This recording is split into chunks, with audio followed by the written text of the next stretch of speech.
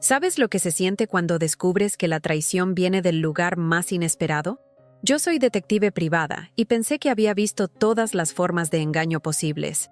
Pero el caso de Patricia me enseñó que a veces la verdad es mucho más retorcida de lo que cualquier persona puede imaginar. Lo que descubrí esa tarde de octubre cambió para siempre mi perspectiva sobre en quién realmente puedes confiar. Patricia llegó a mi oficina un martes lluvioso de octubre. Sus manos temblaban mientras sujetaba una taza de café que no había probado. Tenía esa mirada perdida que reconozco en todas las mujeres que sospechan una infidelidad. «Creo que mi marido me está engañando», murmuró, como si decirlo en voz alta lo hiciera más real. Su voz se quebró cuando agregó: «Estoy segura de que es con mi prima Sandra». Me contó que Luis, su marido de 7 años, había cambiado completamente en los últimos 3 meses.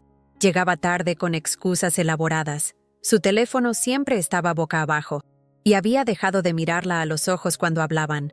Sandra, su prima y mejor amiga desde la infancia, había comenzado a actuar extraño también.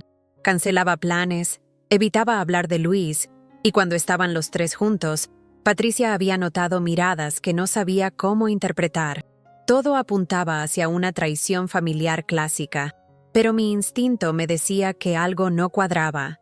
Después de 20 años investigando infidelidades, he desarrollado un sexto sentido para detectar cuando las cosas no son lo que parecen.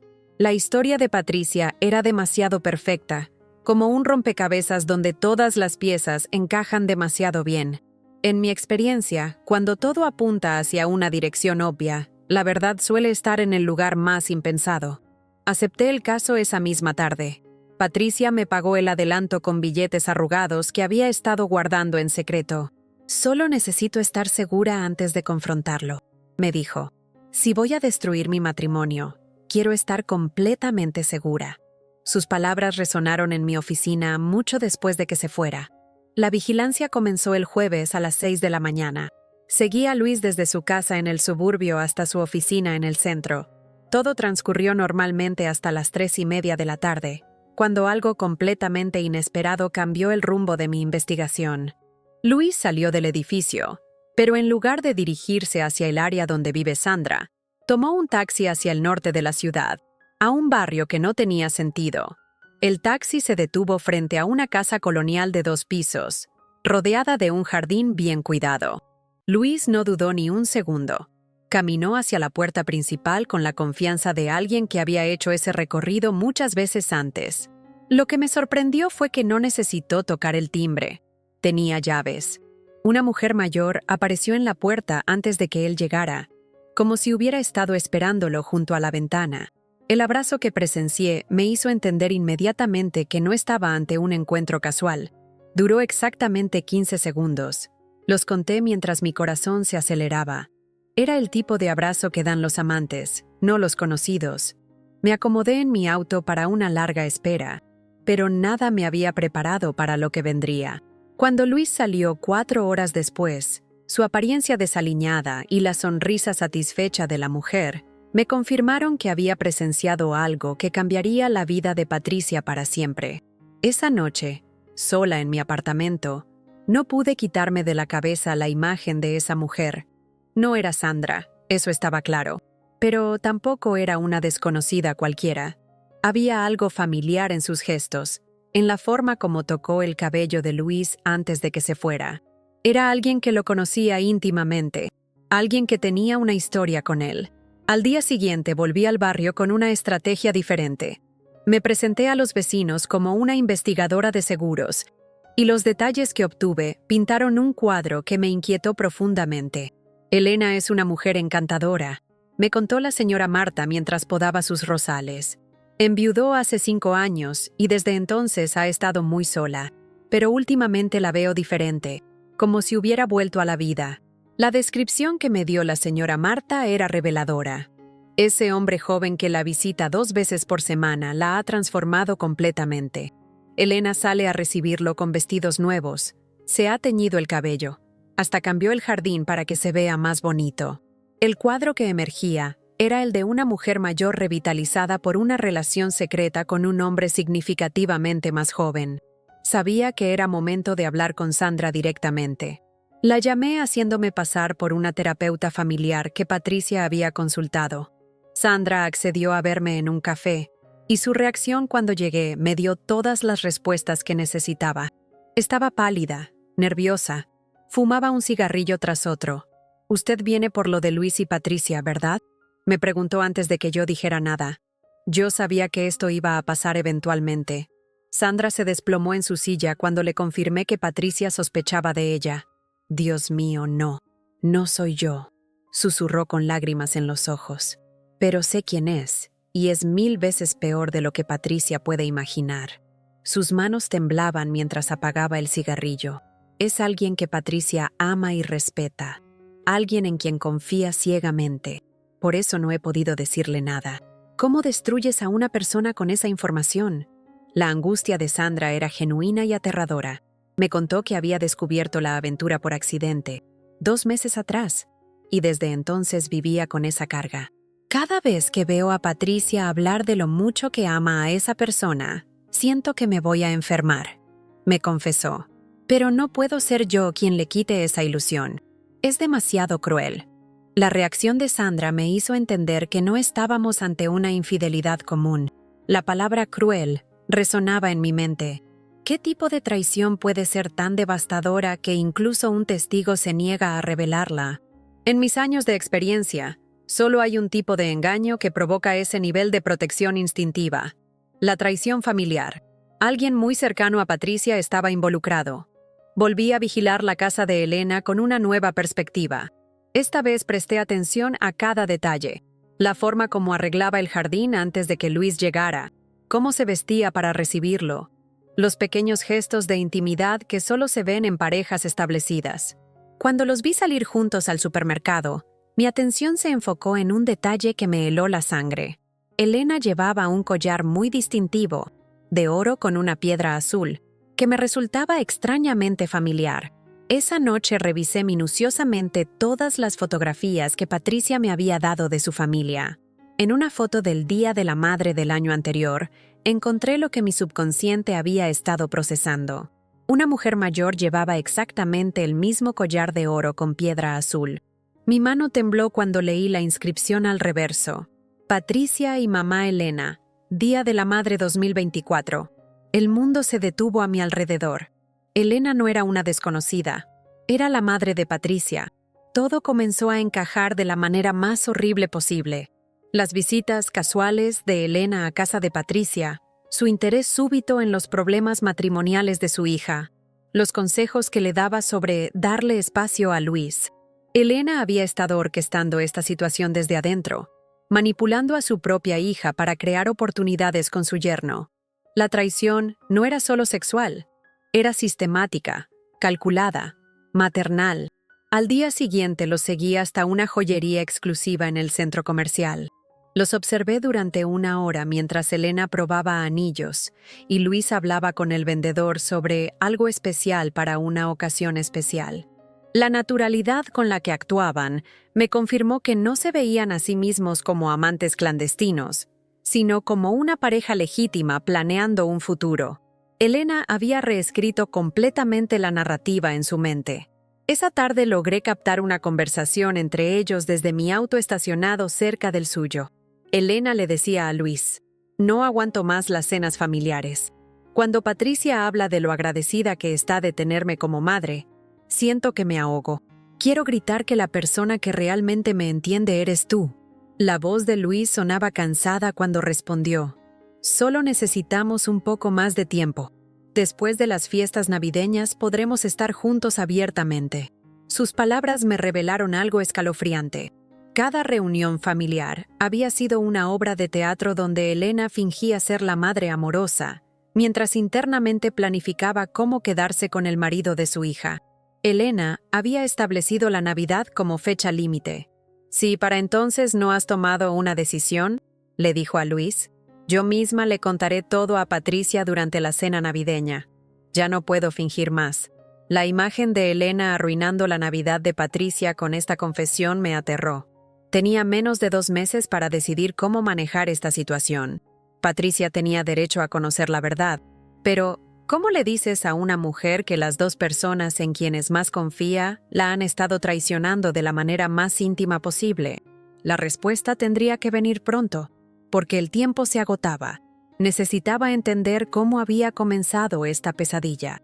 Contacté a familiares de Patricia que conocían la historia completa. Su tía Marta me reveló detalles que me helaron la sangre. Elena siempre tuvo una obsesión extraña con Luis. Desde el día que Patricia lo trajo a casa, Elena no paraba de hablar de él.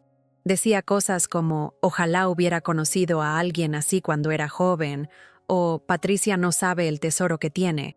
Pensábamos que era cariño maternal, pero ahora entiendo que era otra cosa. La muerte del esposo de Elena 5 años atrás había sido el punto de inflexión. Durante el funeral y los meses siguientes, Luis había mostrado una bondad natural hacia su suegra viuda. La visitaba, la consolaba, la ayudaba con trámites legales. Elena había reinterpretado esa compasión como algo romántico, pero lo más retorcido era cómo había comenzado a sabotear sutilmente el matrimonio de Patricia, plantando semillas de duda y discordia con consejos aparentemente maternales. Elena había perfeccionado el arte del doble juego durante años. Cuando Patricia le contaba sobre problemas con Luis, Elena respondía con comprensión maternal. Los hombres necesitan sentirse apreciados, hija. Tal vez si le dieras más espacio. Cuando Luis buscaba consuelo sobre las incompatibilidades con Patricia, Elena era el oído comprensivo que lo hacía sentir validado. Había estado alimentando el conflicto desde ambos lados, como un incendiario que luego ofrece apagar el fuego. Ya no podía postergar más la conversación con Patricia. La llamé un lunes por la mañana y le pedí que viniera urgentemente a mi oficina. He descubierto quién es la otra mujer, le dije por teléfono, pero necesitas prepararte mentalmente porque va a ser más impactante de lo que imaginas. Patricia llegó 1 hora después, acompañada por Sandra, quien había insistido en estar presente para apoyarla en lo que sabía sería el momento más difícil de su vida. Tenía preparada una secuencia de fotografías que revelarían la verdad gradualmente. Había decidido no decirle directamente quién era la mujer, sino dejar que las imágenes hablaran por sí solas. «Patricia», le dije mientras abría la carpeta, «Luis sí está teniendo una aventura, pero no es con Sandra». Su rostro mostró alivio momentáneo, seguido inmediatamente por confusión. «¿Entonces con quién?». Su pregunta flotó en el aire como una bomba a punto de explotar. Comencé mostrándole fotos de Luis entrando a una casa desconocida. «Es con alguien que conoces muy bien», le dije suavemente, observando cómo su expresión cambiaba de confusión a preocupación. La siguiente foto mostraba a Luis abrazando a una mujer de espaldas. Patricia estudió la imagen intensamente.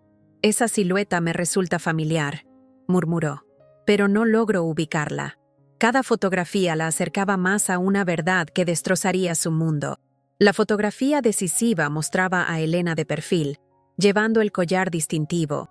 Patricia se quedó paralizada, mirando fijamente la imagen. Sus labios se movían sin emitir sonido, como si estuviera tratando de formar palabras que su mente se negaba a procesar. «Ese collar», susurró finalmente.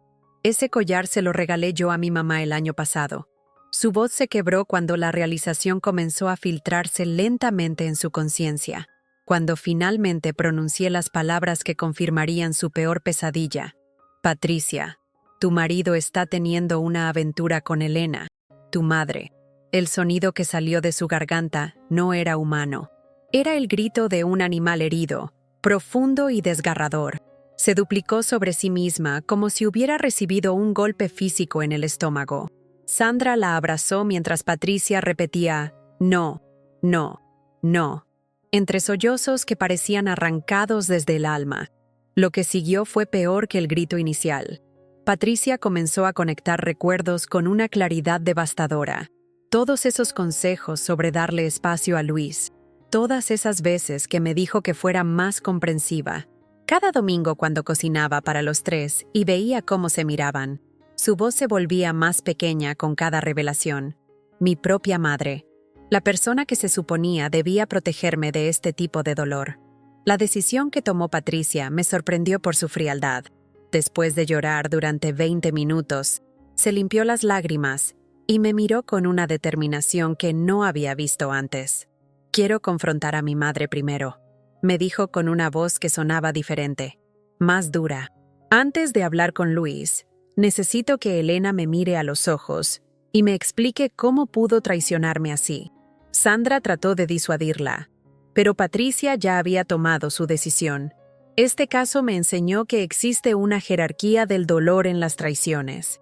Un esposo infiel es devastador, pero recuperable. Una madre que traiciona a su hija destruye algo primordial en la psique humana, la confianza en el vínculo maternal, que se supone es incondicional y protector. Patricia no solo tendría que procesar la infidelidad de Luis, sino que tendría que reescribir toda su historia familiar, cuestionando cada gesto maternal de Elena durante décadas. La confrontación entre madre e hija fue la conversación más brutal que he presenciado en 20 años de carrera. Elena no mostró vergüenza ni pidió perdón. En cambio, atacó. «Luis nunca te amó como me ama a mí», le espetó a Patricia con una crueldad que me dejó sin aliento. «Tú lo aburrías. Conmigo se siente vivo». Patricia escuchó en silencio, y cuando Elena terminó, simplemente dijo: «Ya no tienes una hija». Se dio vuelta y se fue, dejando a Elena gritando justificaciones a una puerta cerrada. Patricia no luchó por Luis después de eso. Cuando finalmente lo confrontó, su ultimátum fue simple y definitivo: «Elige ahora mismo, ella o nosotros. Pero si eliges a mi madre, pierdes a tus hijos para siempre y nunca más formarás parte de sus vidas».